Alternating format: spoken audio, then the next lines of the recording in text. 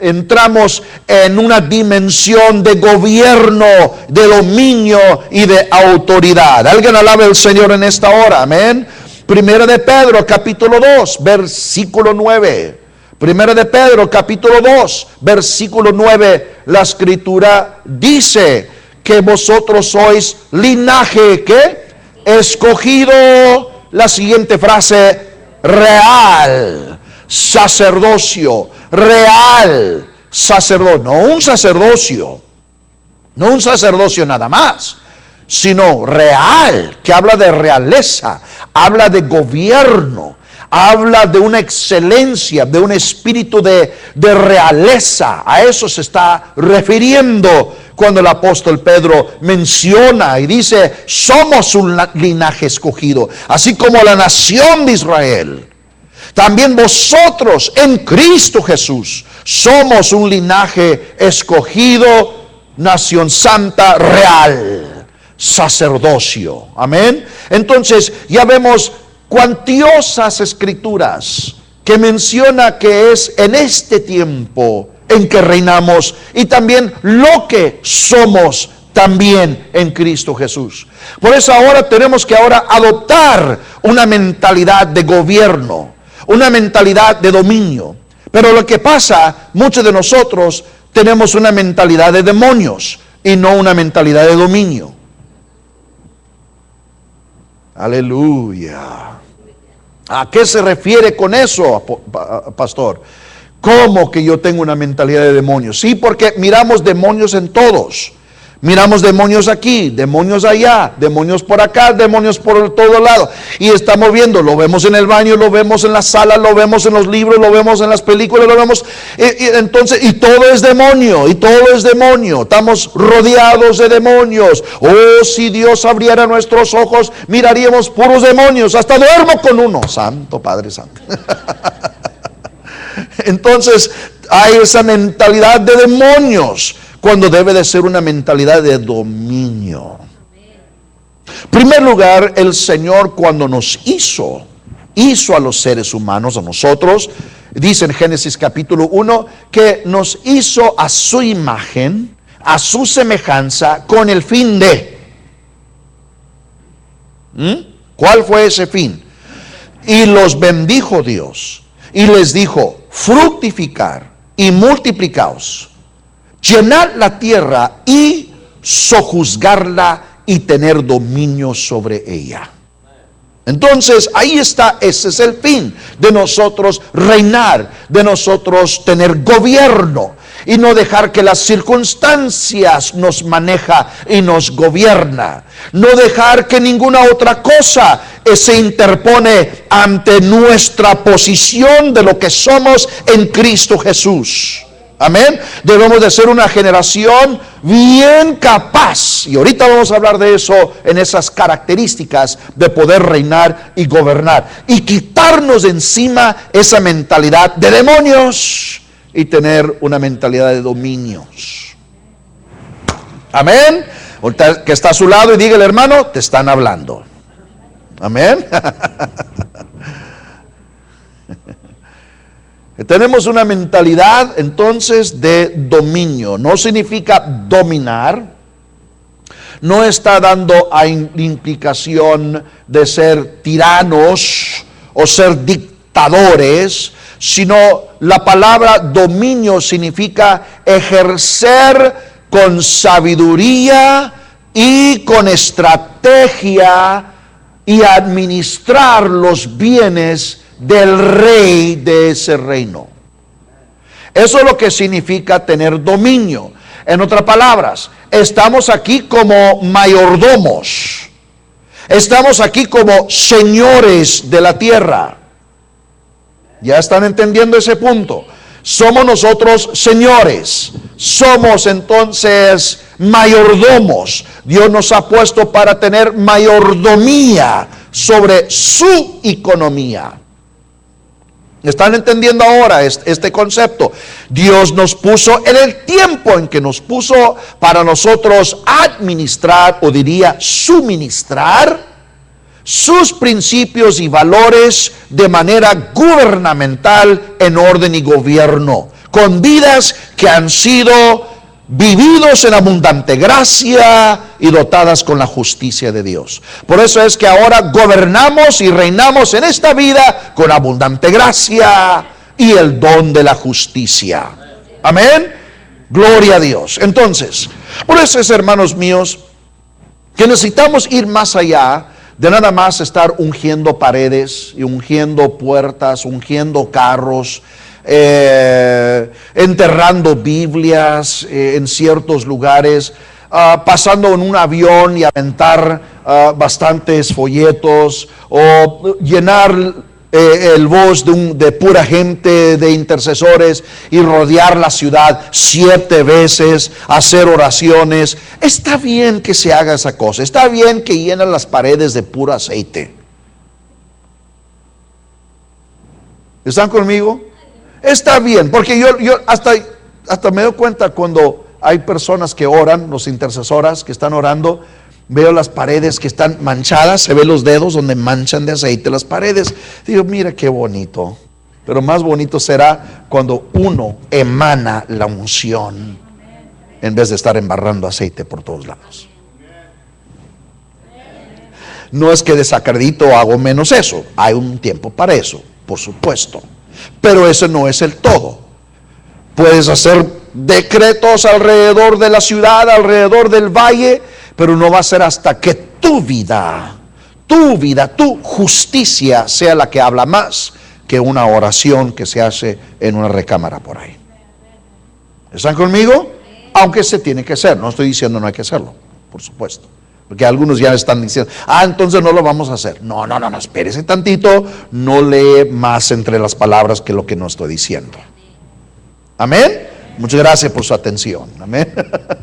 Ok, entonces vemos de que tiene que haber entonces un balance en esto, pero con una mentalidad de dominio, de orden y de gobierno. Ahora, ya que hemos puesto esto como el fundamento, y vemos de que la Biblia ahora, lo entendemos, nos dice quiénes somos en Cristo, qué es lo que debemos estar haciendo en el presente, para luego impactar un futuro. ¿Qué es lo que Dios está queriendo formar? ¿Qué es lo que Él está queriendo preparar en nosotros como sus hijos para que en esta vida hagamos qué cosa? Reinar, que reinaremos en vida. Entonces, vamos a ver las características. ¿Cuáles son esas características? Volteen conmigo ahora en Primero de Crónicas, el capítulo 11. Primero de Crónicas, el capítulo 11. Y vamos a ver este pasaje. Estamos en el capítulo 11 de Primero de Crónicas. Y vamos a ver en los siguientes versículos del 1 al 3. Del 1 al 3. Primero de Crónicas 11, verso 1 al 3. Dice la Escritura: entonces todo Israel se juntó a David en Hebrón, diciendo: he aquí, nosotros somos tu hueso y tu carne. También antes de ahora, mientras Saúl reinaba, tú eras quien sacaba la guerra a Israel y la volvía a traer. También Jehová tu Dios te ha dicho: tú apacentarás a mi pueblo Israel, y tú serás príncipe sobre Israel mi pueblo. Y vinieron todos los ancianos de Israel al rey en Hebrón, y David hizo con ellos pacto delante de Jehová, y ungieron a David por rey sobre Israel, conforme a la palabra de Jehová por medio de Samuel. Nada más quiero establecer varias cosas antes de entrar a esas características. Primero, tenemos que entender que la palabra de Dios, que es viva y profética, es el fundamento para reinar. La palabra de Dios viva y que es también poderosa y que es profética. Escuche bien todos esos términos descriptivos. Tiene que ser viva, tiene que ser poderosa y tiene que ser profética. No una palabra en blanco y negro solamente, porque uno lo puede citar. Hasta el mismo diablo recita las Escrituras. Él los puede decir, Si uno quiere llegar así con el diablo de escritura a escritura, él también las conoce. Pero es una palabra vivificada, o sea que ha tomado vida, ha cobrado vida en tu espíritu. Y la manera como lo compruebo es cuando los ancianos vinieron ante David y le dijeron en el verso 2, también Jehová tu Dios te ha dicho. Jehová tu Dios te ha dicho. En otras palabras, los mismos ancianos sabían que Dios le había hablado a David. ¿Cuándo fue eso? ¿Cuándo los ancianos escucharon eso? ¿Cuándo estuvieron ellos en ese momento? Cuando entendieron o escucharon que Jehová Dios le dijo a David que él iba a gobernar a la nación de Israel. ¿Cuándo lo escucharon? ¿Estaban en algún foro público cuando eso se hizo notorio? ¿Estaban ahí mismo cuando Samuel ungió a este jovencito David para que luego confirmara que él iba a ser el próximo rey de Israel? ¿Qué fue lo que ellos concluyeron que fue Jehová Dios que le dijo a David que él iba a gobernar sobre la nación? Era porque dice en el verso 2, porque mientras que Saúl reinaba, tú eras quien sacaba a la guerra a Israel y la volvía nuevamente. Queriendo dar a entender que David mostraba varias cualidades que ellos determinaron los ancianos, que este no es cualquier muchachito, que este tiene perfil de gobierno, este tiene talla de ser un rey, esto tiene algo en él que lo caracteriza, que él va a ser el próximo líder y el próximo rey de la nación de Israel. Obviamente fue confirmado con Samuel cuando declaró que este iba a ser, que iba a gobernar a Israel. Entonces vieron algo en David. Uno, vieron de que él honraba y respetaba al rey Saúl. Aunque Saúl estaba todo trastornado, Saúl estaba todo desubicado, Saúl estaba cometiendo tonteras y media, sin embargo, David mantuvo fidelidad ante su rey, ante su señor, aún durante el tiempo de la guerra. Sabía a quién le iba a dar el crédito. Regresaba de la guerra, la gente gritaba, oh, Saúl mató a sus miles, pero David mató a sus 10,000. Y David huía de esos elogios. No quería recibir esos reconocimientos porque sabía que quien merecía recibir era Saúl, por más torpe que Saúl era. Él se mantuvo fiel, tuvo dignidad, tuvo honradez, tuvo respeto ante sus autoridades. Entonces lo siguiente era que David manifestaba características de poder liderar ante situaciones difíciles, tales como las amenazas de una guerra. Sacaba a Israel, los lideraba, los animaba, los impulsaba. Muchachos, toman armas. Vamos pues, no nos dejemos del enemigo. Vienen en nuestra contra, suben, monten sus caballos, vamos, saca sus armas de guerra y vamos a pelear contra nuestros enemigos que amenazan la paz y la estabilidad de nuestra nación. Y todos se levantaban en armas. Entonces se manifestaba en David la habilidad, el perfil del liderazgo, y ahorita vamos a ahondar más un tantito sobre eso. Entonces por eso es que ellos concluyeron que era una palabra profética, vivificada, poderosa y profética. Si vamos a reinar en esta vida, tenemos que tener la palabra de Dios vivificada en nosotros. Tiene que ser impactada en nuestra vida, poderosa. Y tiene que ser profética, es decir, que otra boca viene y la confirma sobre tu vida. ¿Están conmigo? que viene y la activa sobre tu vida proféticamente, así como Samuel lo declaró sobre David en un momento dado en su vida. De la misma forma, nadie puede salir si no hay activación profética. Nadie puede obtener el gobierno y la autoridad para reinar si no hay una unción profética que dice: aquí está la espada, actívela, vivifíquela y vívela. Amén. Entonces tenía que haber presente esos elementos. Por eso dije hace momentos, la Biblia no es un libro mágico. La Biblia no es un componente, un expendio de fórmulas que nosotros echamos mano cuando se nos aprieta el asunto. A ver, busque la Biblia, que Dios me hable, a ver dónde dice la escritura, y lo abres y dice: y Judas se ahorcó. No, déjeme seguir buscando, y luego la abres y dice: ve tú a hacer lo mismo. No, tampoco. No es un libro mágico. No es un libro que tiene un expendio de fórmulas. Es un libro de... No me escucharon, válgame. Me puse rojo hablándoles y aún no lo agarran. La Biblia es un libro de gobierno. Muchas gracias. Los llevo a cenar a aquellas personas que me contestaron. Es un libro de... Es un libro de... Es un libro de... Es un libro de... Es un libro de gobierno. ¿Sí me explico? Por eso es que ustedes hace 2 semanas les entregué algunas tarjetas para que en el 2014 usted siguiera diariamente la lectura de la Biblia.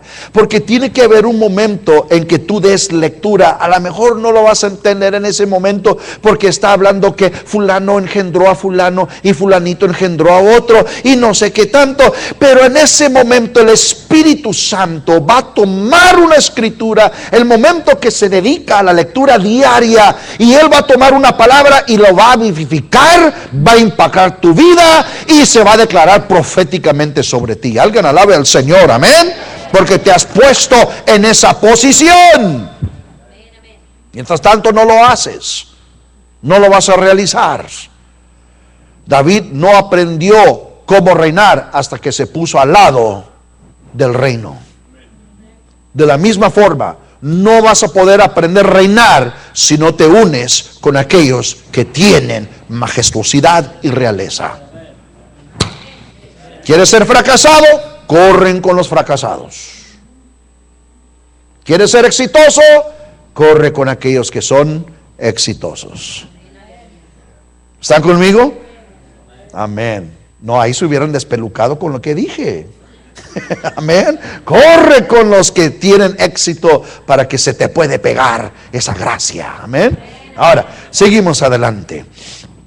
Siguiente fundamento.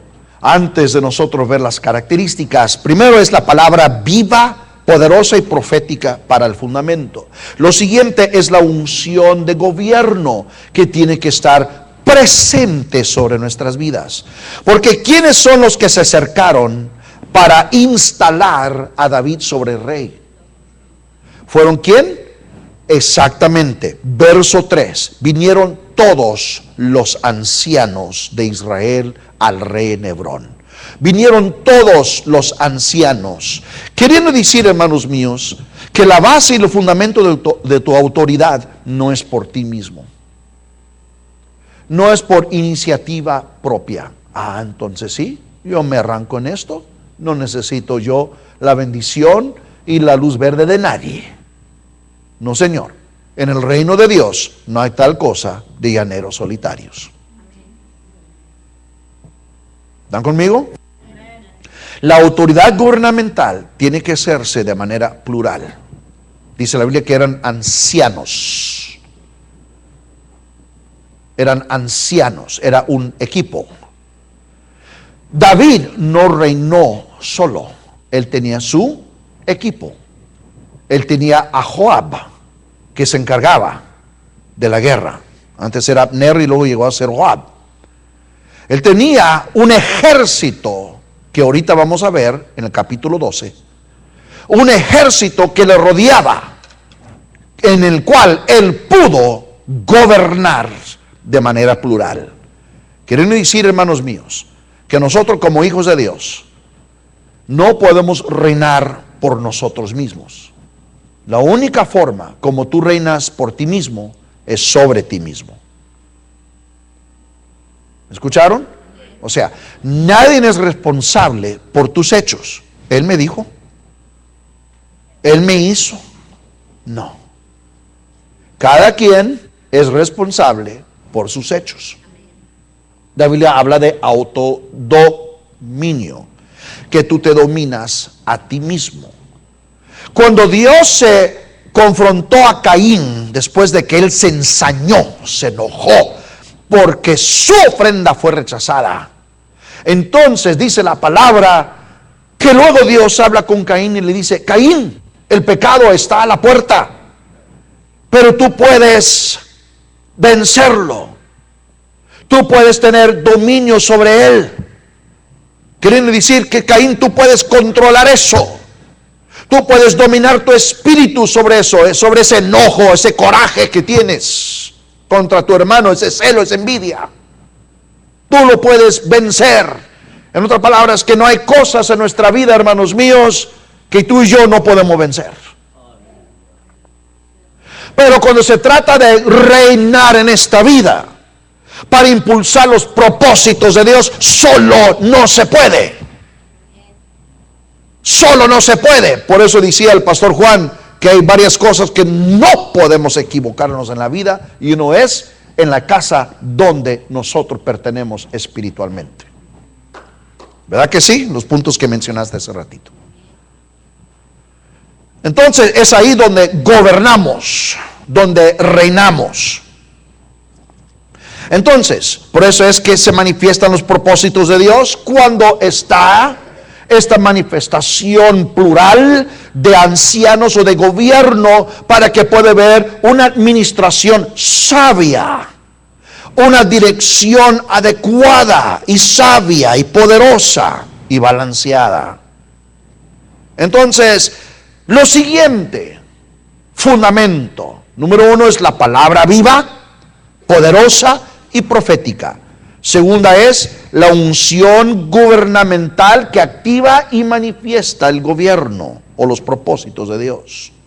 Lo siguiente es, lo vemos cuando después que David es tomado y lo ungieron por rey, hicieron pacto en Hebrón.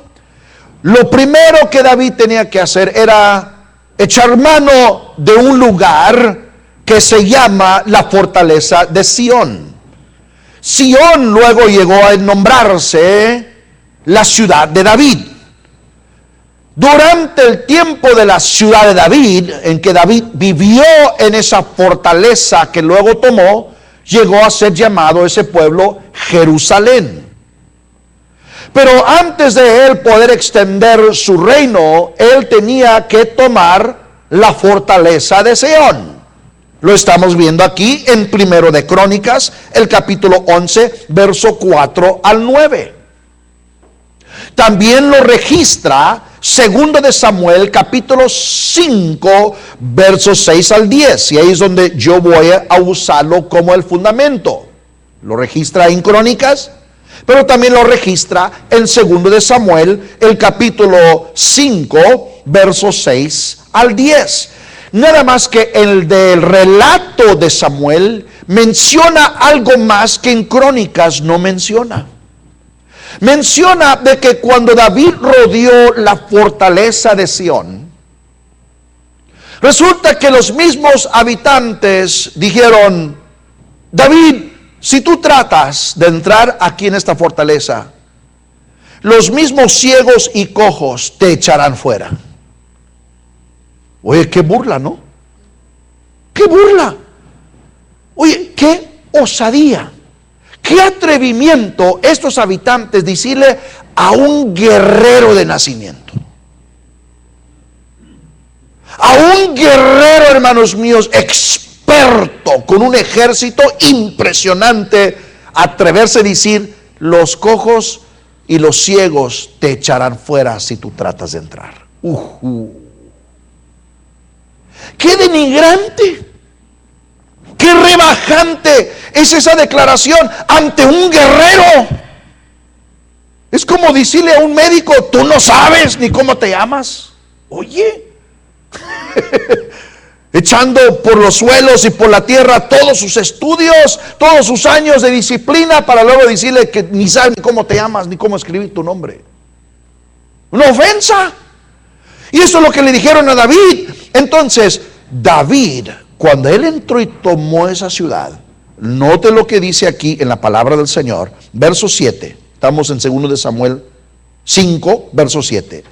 Tomó la fortaleza de Sión, la cual es la ciudad de David.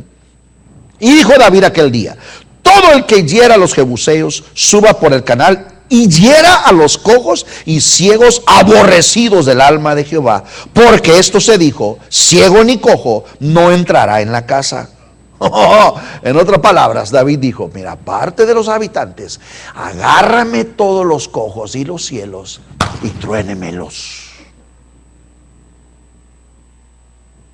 Y uno dice: qué malo, qué intransigente, qué hombre tan más desconsiderado, tan desalmado que fue David en tomar a un pobre cojo, un pobre ciego y tronarlo. Imagínense. Pero David dijo: por lo que representa. En otras palabras, hermanos, hay cosas en nuestra vida que nos impidan gobernar y reinar con Dios en esta vida, que nos ha hecho cojos y que nos ha hecho ciegos, que no debemos de tenerle misericordia a esas cosas que nos ha amarrado los pies y que nos has vendado los ojos, que no podemos reinar en esta vida. Puede ser prejuicios, puede ser dolores del pasado, puede ser la manera como tú manejas tu economía, puede ser gente que te rodea, puede ser cosas que se te dijeron de niño, puede ser muchas cosas que te cojea o te ciega. David los echó fuera, los tuvo que echar fuera para luego tomar la ciudad que luego llegó a ser la ciudad de David y llegó a ser Jerusalén, la ciudad eterna. ¿Están conmigo? Entonces, si aprendamos esto, hermanos míos, no debemos de tenerle misericordia ante esas cosas. Ay, pero esa es la manera como la gente me apapachan, esa es la manera como yo recibo ayudas, esa es la forma. Y si me quitan eso, entonces ¿cómo voy a recibir la lástima de la gente, la congracia de la gente? ¿Cómo ahora voy a caminar con eso? ¡No! De ninguna forma. Entre mi esposa y yo, nosotros tenemos un pacto. El día que yo me enfermo, o el día que dice mi esposa que yo me enfermo, o que yo me enfermo, no me tratas como un enfermo. Trátame como un hombre o una mujer sana.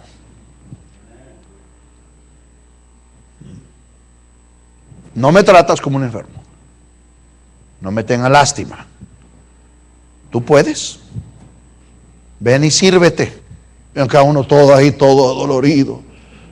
Ven y sírvete. ¿Quieres que te lo llevo a la No, no. Yo me levanto con dolor, con calentura, dolor de huesos, pero yo procuro levantarme, porque yo no quiero que me trate como un enfermo. Y algunos de los hombres de aquí de la casa están, ¿verdad? Ay, pastor, pero por favor, es la única vez que mi vieja me apapacha, hombre.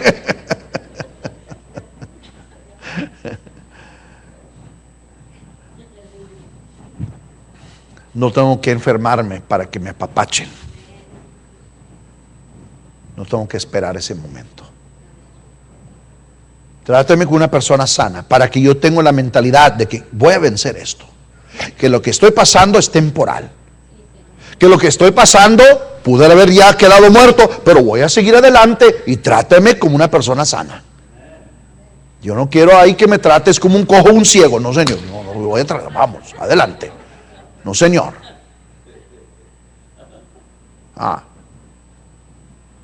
Yo voy a seguir adelante. No hay nada en tu externo que te va a detener a ti. Porque hay gente que están en cárceles físicas y son más libres de los que están acá afuera. No es tanto lo que está en tu físico, sino lo que está en tu espíritu. Gobiernas con autoridad.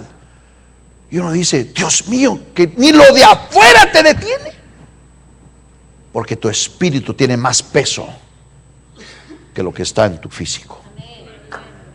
¿Están conmigo? Por eso es que mi esposa tenemos ese tratito entre nosotros. Así que si usted ve de que se enferma tu pastor, ay, pobrecito, y la hermana tan dura, es porque yo se lo dije, no me trates como un enfermo. No me trate como un enfermo. Aunque estoy pasando por enfermedad, por supuesto. ¿Están conmigo?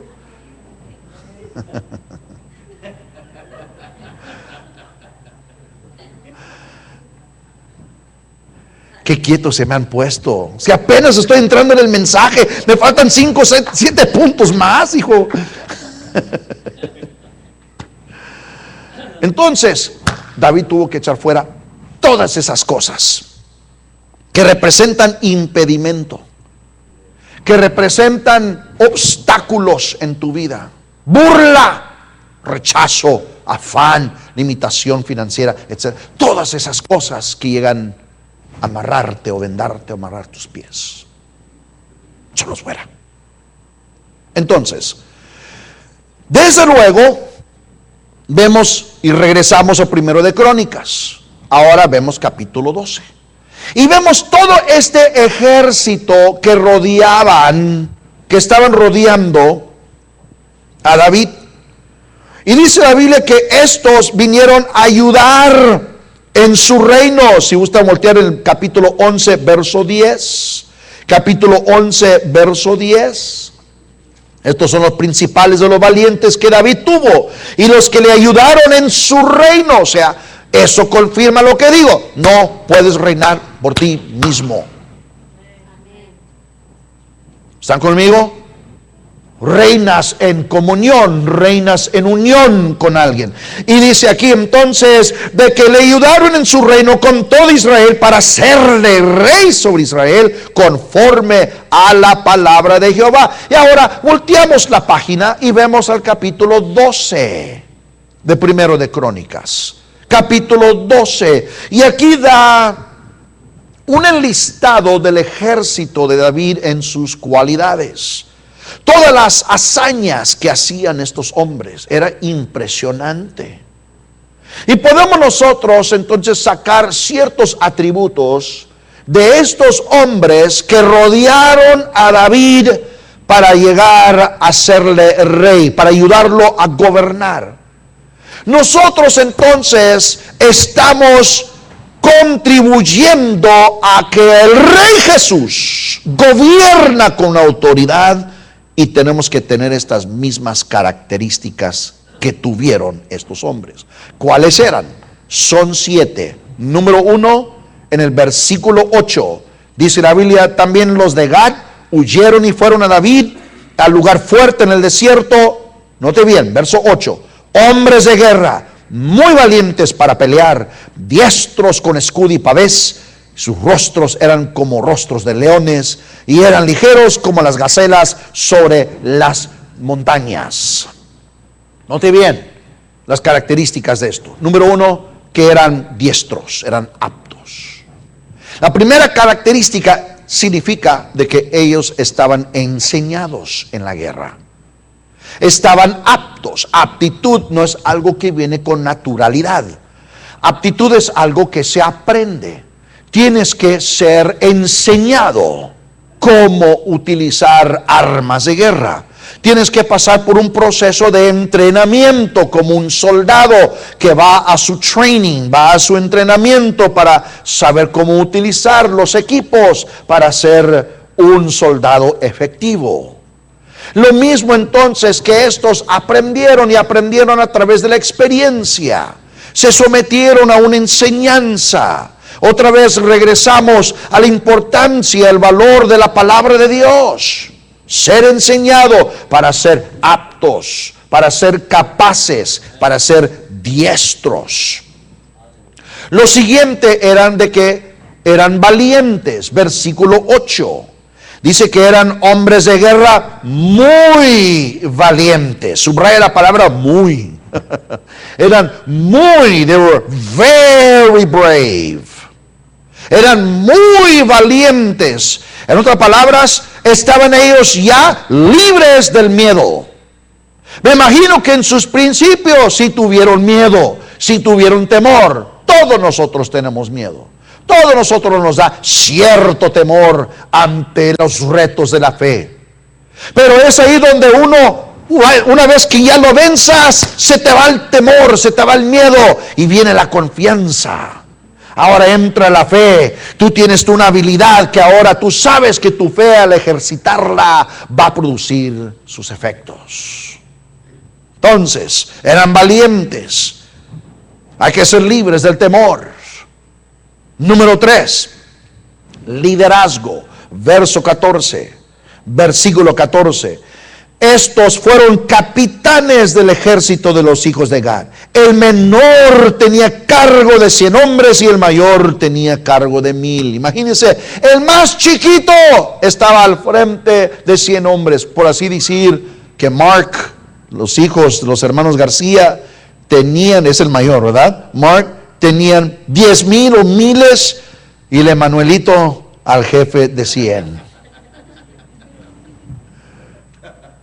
Imagínense, Emanuel, chiquitito Emanuelito, era jefe sobre 100. ¡Wow!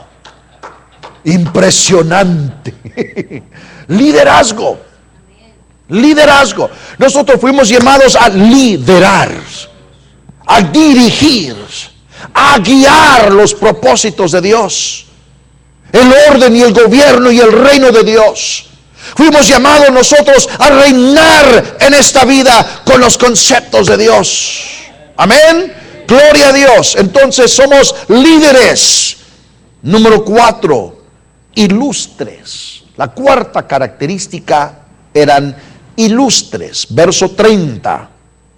Dice verso 30, de los hijos de Efraín, 20,800, muy valientes, varones que ilustres en las casas de sus padres. O sea que eran muchachos sumisos, respetuosos de sus padres, amaban a los de su casa.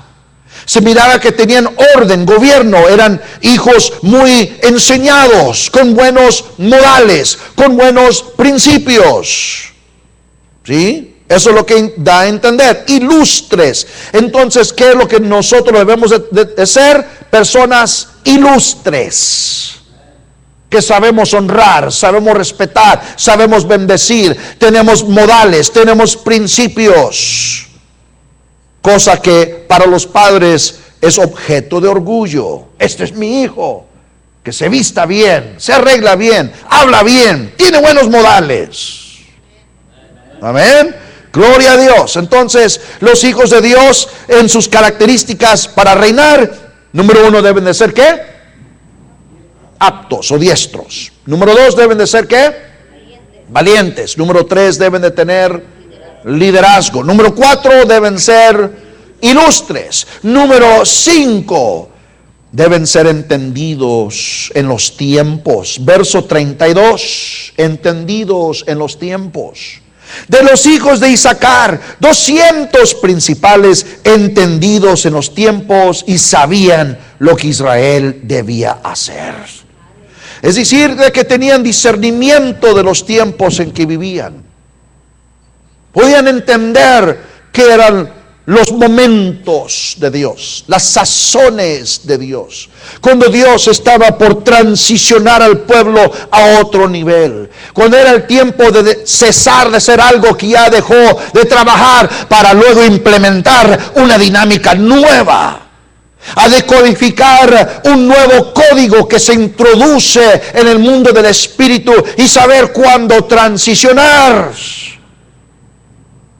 cuándo poder caminar con Dios. Y si Dios se para, pararte tú con Dios. Si Dios se que encamina, caminar con Él en el momento que levanta campamento. Entonces, esa es la habilidad de entender los tiempos. Entonces, hermanos, ojo, porque se puede entender los tiempos en la manera como el mundo la está interpretando.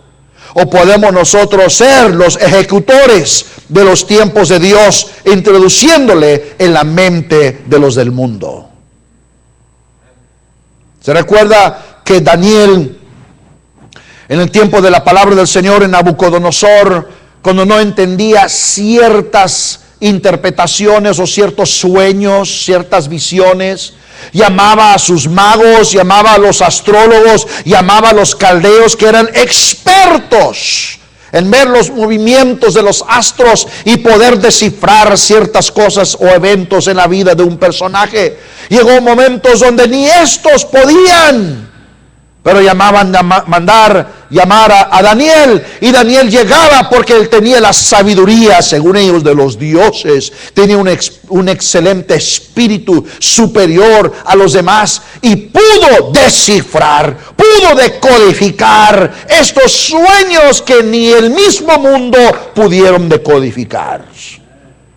Ese es ser entendido en los tiempos, interpretar sueños, dar aplicaciones a visiones, dar entendimiento de los mecanismos y las dinámicas del mundo del espíritu y cómo Dios es glorificado en ello. Número 6, penúltimo. Lo vemos en el verso 38. Todos estos hombres de guerra, verso 38, subrayé lo siguiente, estaban dispuestos para guerrear. Verso 35 lo menciona también, dispuestos a pelear. O sea que estos no eran hombres que les sacateaban a la guerra. No, ahora no.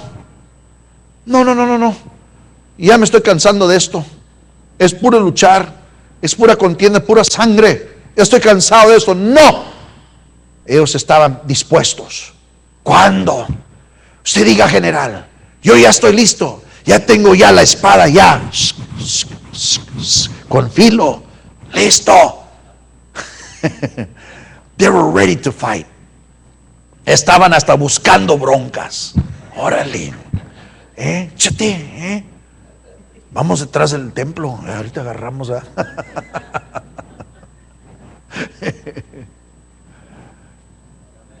ya.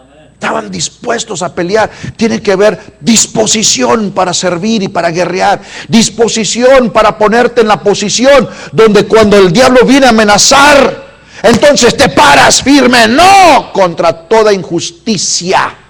Nuestra justicia sale a relucir. Y luego, por último, en el mismo verso 38, dice la Biblia que vinieron con corazón perfecto a Hebrón para poner a David por rey sobre todo Israel. Asimismo, todos los demás de Israel estaban en un mismo ánimo para poner a David por rey. Dos cosas destaca aquí este verso 38 con respecto a poner a David como rey. Si vamos nosotros de establecer el trono de Cristo Jesús en nuestras comunidades, en nuestra nación, en nuestros hogares, tenemos que tener lo siguiente: corazón perfecto y mismo ánimo. Corazón perfecto y un mismo ánimo. Estas dos características fueron aquí lo que llegaron a entronar a David. No a tronar, no, entronar, ubicar, poner en su trono. A eso se refiere. Hermanos míos, hay una cosa más grande que un templo. Uno viene al templo, uno viene para aprender, recibir, ser ministrado y bendecir el nombre del Señor. Pero en nuestra vida diaria, recuerde que no estamos siempre en el templo. Está entonces algo más sublevado, algo mucho más de alto componente en nuestra vida cristiana que un templo. Porque un templo como este hay mucho más en otros lugares. ¿Están conmigo? Especialmente en el valle, cientos y miles de templos hay, y como quiera hace falta. Pero escuche, hay más, algo más sublime, y eso se llama trono. Trono, diga conmigo, trono. Trono es el lugar donde se dicta, donde se gobierna. Templo es el lugar donde se adora. Templo es el lugar donde se aprende. Pero trono es el lugar donde se reina. Y si vamos a reinar en esta vida, ¿de dónde se reina? ¿Desde un templo o desde un trono? Desde un trono se tiene que reinar. Entonces, estas personas o estos valientes de guerra, hombres ilustres, valientes, aptos, ¿qué más? Líderes, valientes, ausentes de temor, vinieron con un corazón perfecto, ¿sí? Y un mismo ánimo. ¿Qué implica ese siguiente punto? Regresamos entonces a Romanos 5:17, donde dice que fue por la abundante gracia y el don de justicia en la cual nosotros reinamos en esta vida. Entonces, si vamos nosotros a reinar en esta vida, nosotros tenemos el corazón que es perfeccionado por la gracia de Dios, y no por méritos o esfuerzos propios, porque eso se acaba, eso llega a su límite. No es por nuestra justicia que nosotros tenemos acceso al reino de Dios. Es por la fe en Él. Es por ese mismo ánimo que el pueblo tiene de poner a Jesús en su trono. Venimos a adorarlo, que eso es lindo, eso es excelente. Pero más excelente es cuando venimos a edificarlo en un trono, a establecer su gobierno en todos los niveles de la vida, en todas las áreas. Podemos tener todo el pueblo de Dios un corazón perfecto, que tiene su gracia, que tiene el don de la justicia, que sus decretos no nada más hablan por sí mismos, sino sus obras, su vida habla más que lo que puede hablar. Amén. Vamos a dar gracias por la palabra. Vénganse los músicos.